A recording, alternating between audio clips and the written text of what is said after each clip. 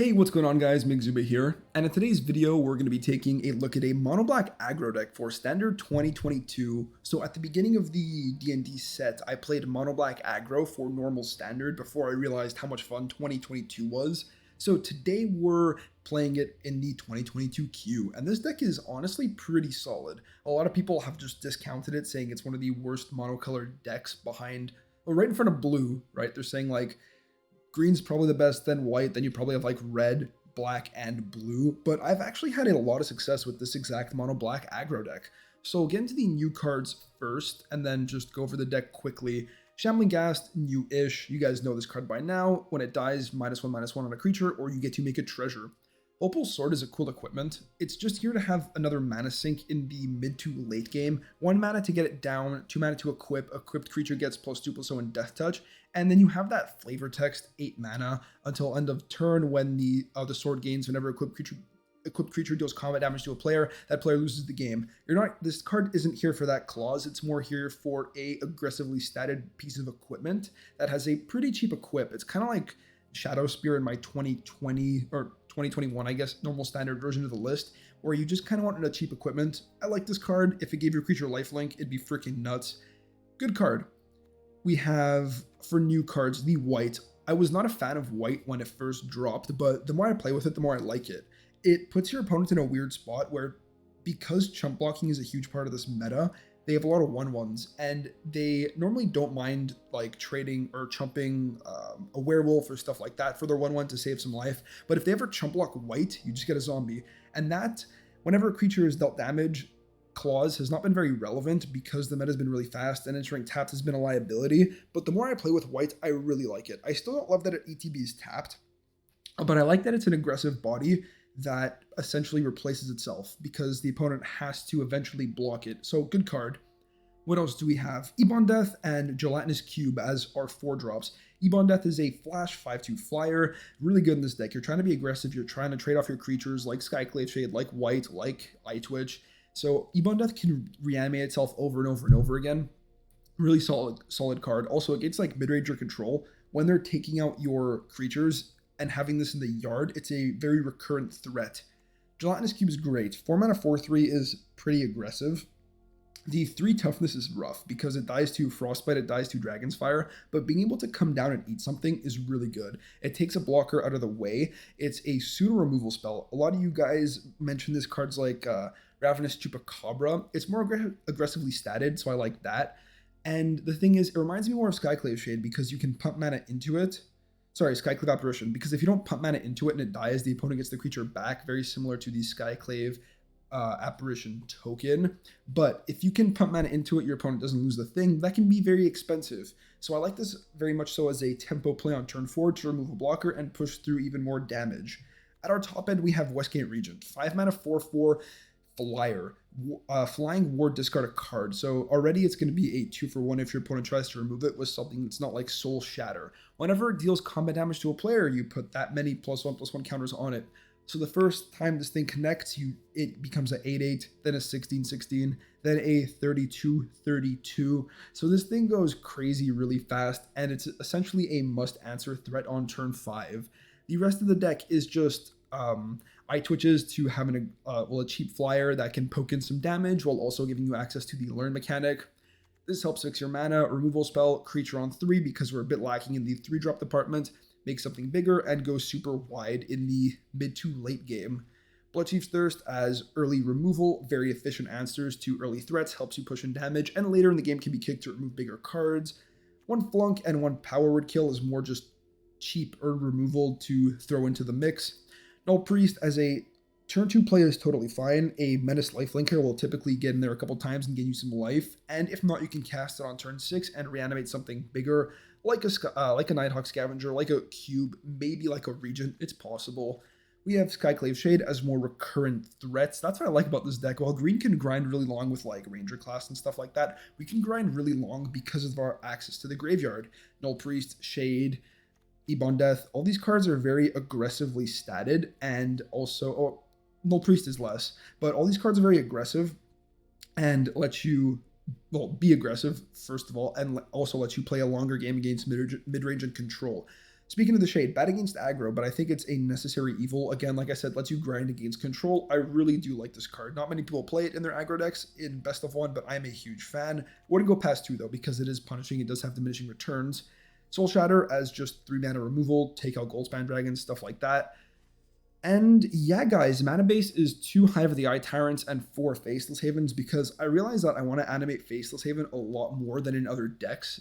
I don't know. It's just the way I play it. You can add 4 Hive of the Eye Tyrants, but I think in this deck, more importantly than others, you want your Faceless Havens online very quickly. So yeah, guys, that's it for the list. It will be in the description down below as always. If you like the deck, be sure to drop a like on the video and consider subscribing. Motivates me to make more content. So that's going to be it for me, guys. Let's get into some games. This hand is weird. We're on the play. We have double white, and white on the play is better than on the draw. But Bloodchief's Thirst with no other 1-drops better on the draw. I'm going to keep it. We are going to need a couple lands, but hopefully we'll get there. Hilariously, I think I'd rather be on the draw with this hand so we can curve white into Bloodchief's Thirst. Sorry, Bloodchief's Thirst into white. And then have a higher chance of actually finding land. Shambling Ghast, okay. Well, that's a lot of 4-drops. And because white enters tapped, we are going to take 1 damage. But if they're attacking, I think that's fine.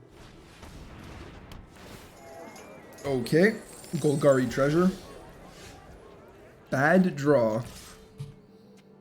If they block the Shambling Ghast, then we get a zombie. So even though they'll get a little bit of value, we'll also get a little bit of value. And drawing our top end is not great right now. At least we get to make a zombie. Okay, I think missing 1 land is fine, but I do not think we can miss another. Tapped Woodland Chasm. Like, if we were curving into, like, Ebon Death now and then Regent, we're super happy. What do you learn for here? Environmental Sciences. Opponent looking for their mana. Okay, anything for 1 mana? Imrith Pet. Pretty sweet. Okay, there's land 3. That's comforting. I think I take out the Innkeeper just to prevent them some life gain. And we get in there. If they want to chump the white, we get another 2/2. They just take it, okay? Keep developing our mana. Now, this is where the Hive is a terrible draw because we really want to get our 4-drops down and then our 5-drop. Okay. Ghast comes online. Tapped Chasm. And Environmental Sciences. Okay. This life gain is going to be frustrating to fight through. And there's land 4, sick. I think we go for a Gelatinous Cube on the Shambling Ghast to deny it some value. But we could also go for it on the Pest, just to make sure, like, they have 4 mana here. This is 5, this is 6. If they play land Blood on the Snow, then they're going to get this back. Whereas if I go for... If I take out the Pest, they don't get anything back. And even if they want to, like, trade for white or chump my zombie and take it out, a board wipe after this is not as devastating. But maybe since they take out my zombie, they don't actually have a board wipe. They're like a treasury snow deck. Like, we see Woodland Chasm, but we see basics, so maybe they're not a Blood on the Snow deck. I will show you what happens. Okay, opponent makes the Reach Spiders. So we're going to play other cube. Take out one of these spiders.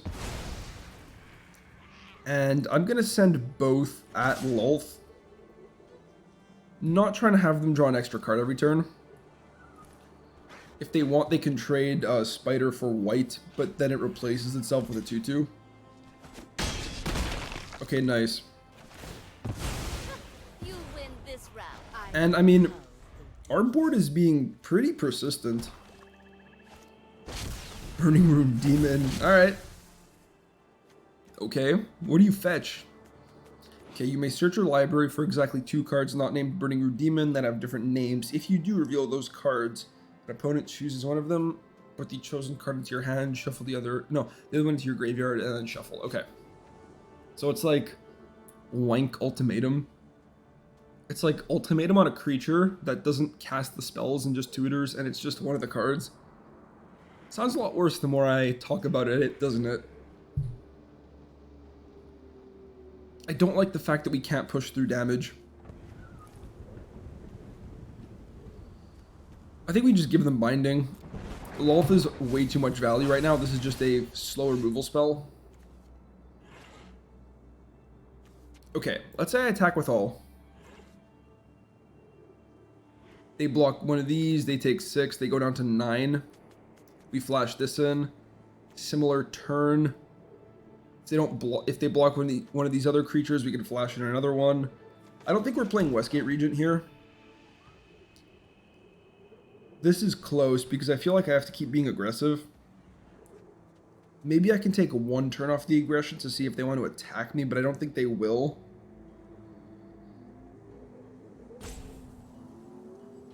Interesting. I feel like if I attack and they eat one of my oozes, they're going to be more likely to attack me back. And this puts them to 9, so they're dead to a Draco Lich plus a cube if they want to attack. And them using Binding on a cube here means that they'll probably feel like they're in a good position to start getting aggressive with me.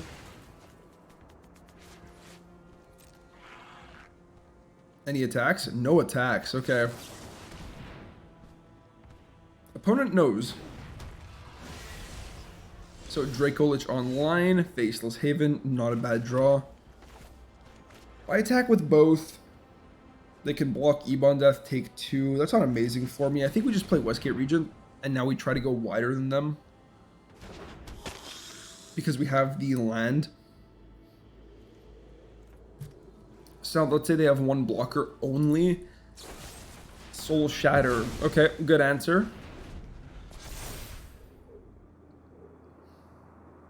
Looking for like a Bloodchief's Thirst or a Flunk to be able to take this thing out. Okay, ask and you shall receive, I guess. Is there a better way to do this? 3? I don't think so. So we go Flunk. I mean, technically there was. I can do all attacks first. Nice. And we get there. That was a pretty cheesy top deck. But, I mean, we have answers, and the opponent wasn't exactly getting very ahead. They're just trying to stall at the board with a big creature. So I think that at a certain point, we could just start going wide enough, and we just go around the 6/6. So I think we would have got there anyways.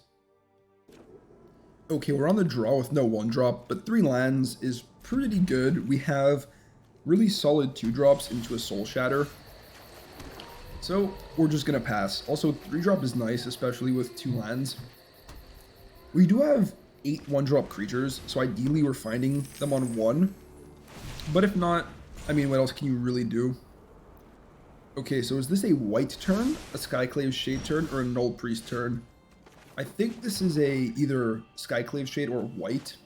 And I'm leaning white just because I want to cast my Shade off landfall, and I kind of want to just cast Scavenger next turn.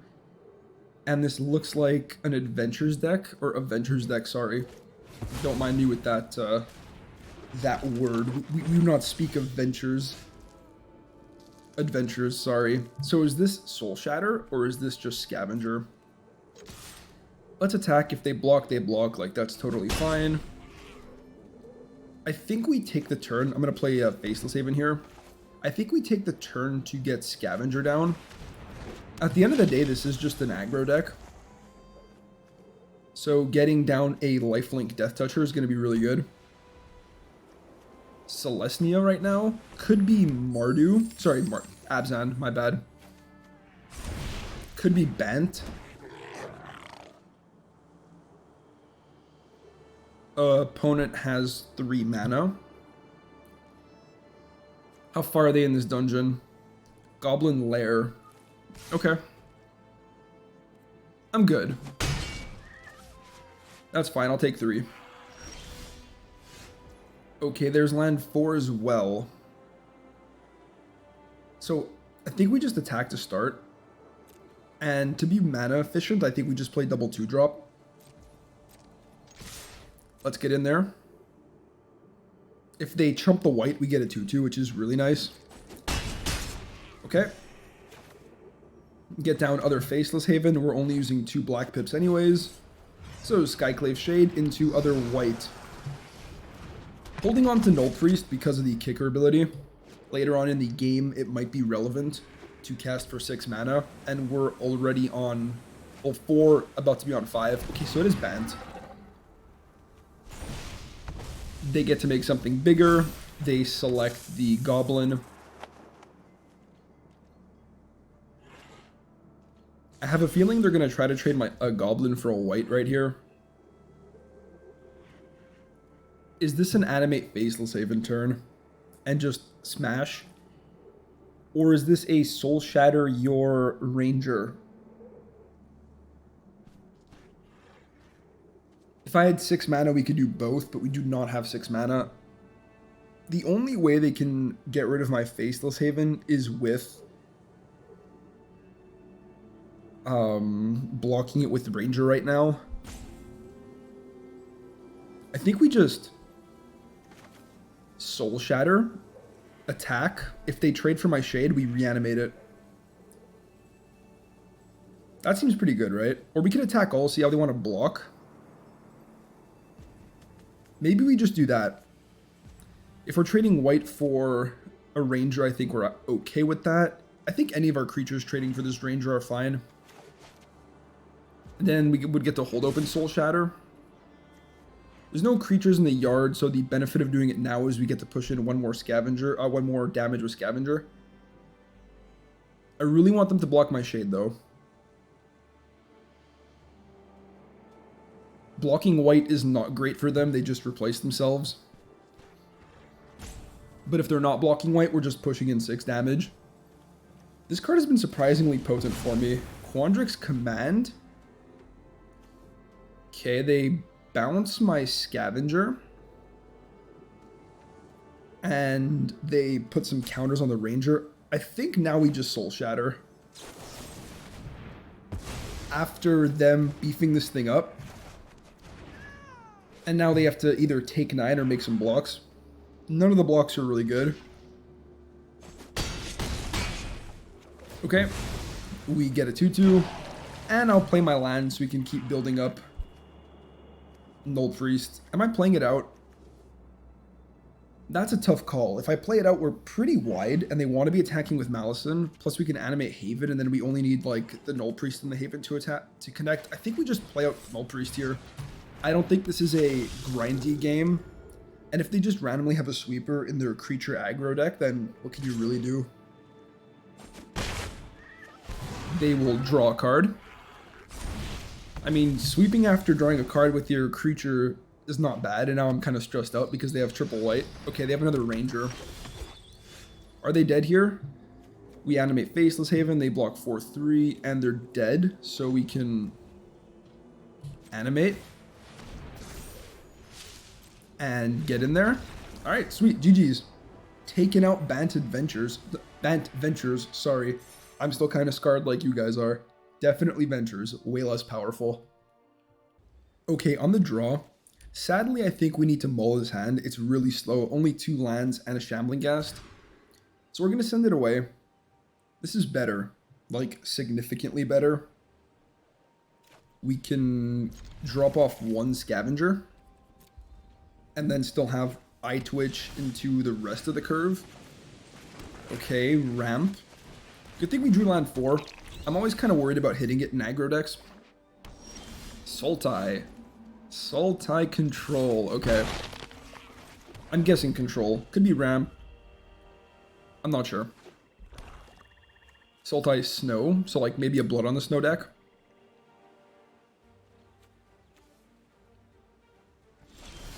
And they don't do anything, so alright. I'm going to poke in for 1.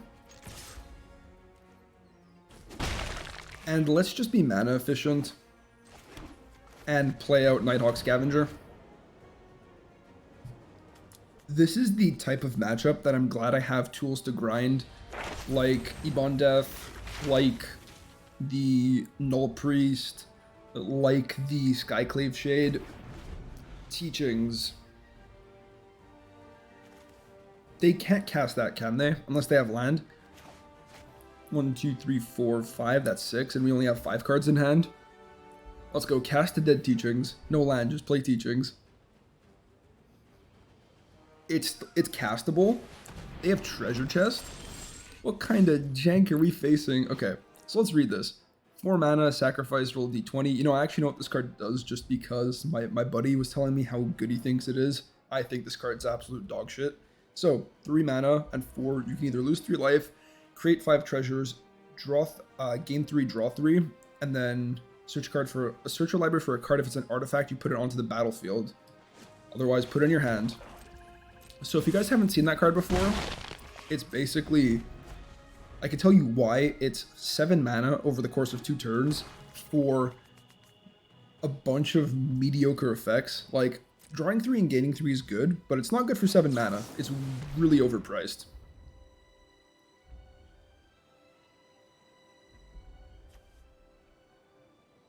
And there's an element of randomness to it. I just really don't like this card. Anyways, we can play Ebon Death now. Having double man land in this matchup is also really sweet. What's it going to be, opponent? If they have another Divide by 0, it's kind of annoying. It's a good tempo loss, or a good tempo swing for them.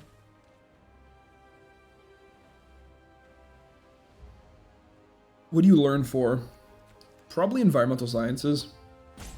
Maybe mascot exhibition if they have a lot of land. Introduction to annihilation. Okay. I'm not going to commit more to the board. This is a Sultai deck.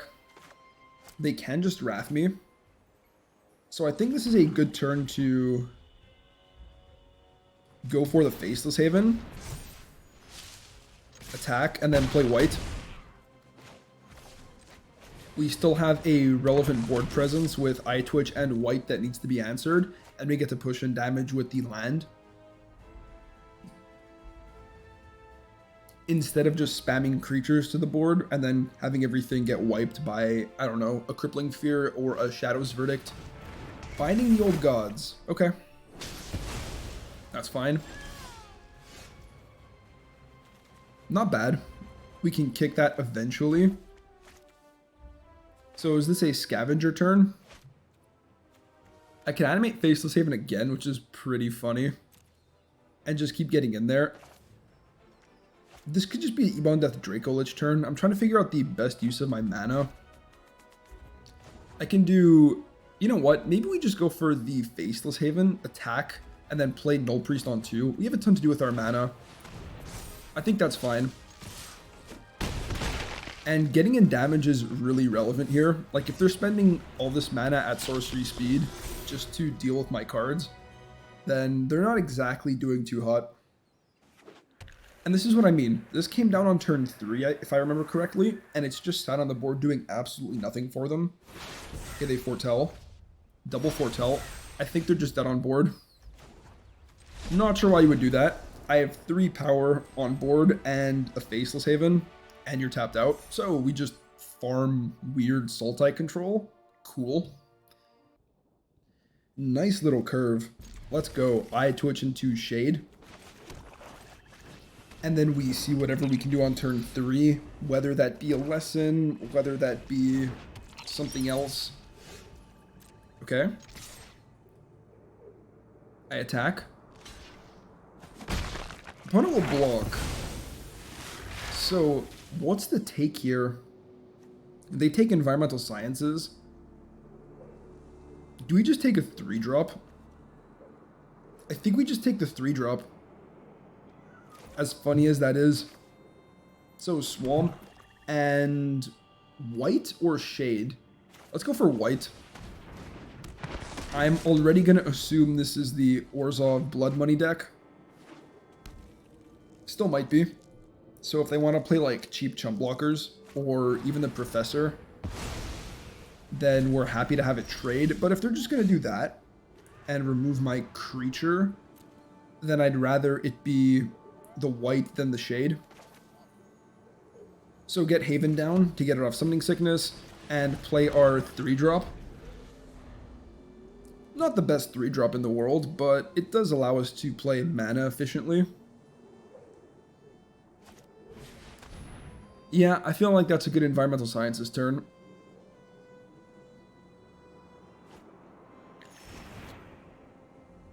Play it out, or do you have like tapped Orzhov land? You have Snarl into Ghast. Fair enough. Fair enough. Okay, that's going to be useful later. You know what? Hive can actually put in work in this matchup. So is this a play Gelatinous Cube, eat the Ghast turn? Could be. I mean, they're not going to have many creatures to eat. I'd rather just play my 4-drop on 4. Next turn we can play Shade and dissolve something.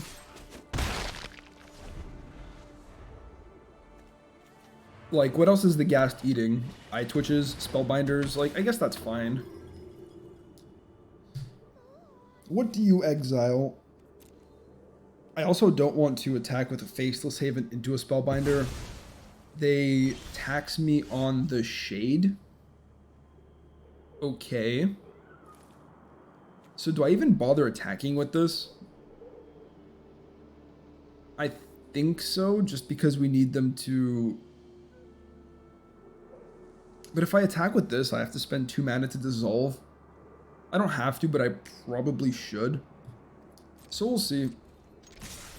I think that's fine. They don't know what we drew. They'll probably block. Yeah. I don't love it. But we dissolve for 1. Play tap land here. So Null Priest. Do I get the Null Priest down, guys? I think so. We have plenty of mana to sink into our 2-man lands. We have a big Shade and a Westgate Regent. If we fled out from here, we can just keep reanimating Skyclave Shade. Okay. That's not bad. Play out the Westgate Regent. And I'm going to hold that land as Skyclave Shade fodder. Maybe we should start playing them out just so I have the eventual possibility of animating 2 man lands at the same time. Necrotic Fumes and no land. Okay. Okay. So we attack. And then what happens? We get him for a lot of damage. And I think we play Skyclave Shade after that. We're going to hold the cube. If they want to block the Null Priest, they have to lose both their creatures. Oh, Westgate Regent about to become freaking massive. Let's go. I'm playing the Shade. Is it land time? No, it's not. We're going to hold that in case the Shade dies and we need to reanimate it. So they have 4 mana. Blood on the Snow comes down on 6. If they had blocked with the Ghast, we'd be a lot more scared. Yeah, and that's not a good trade for you. You have to ward discard and everything, and you lose 1 spell and a creature. But I mean, it's a necessary thing to do. I think they should have played for the Blood on the Snow. They didn't draw the land, so it didn't end up mattering. But I think in hindsight, you should do that. Yeah, GG's.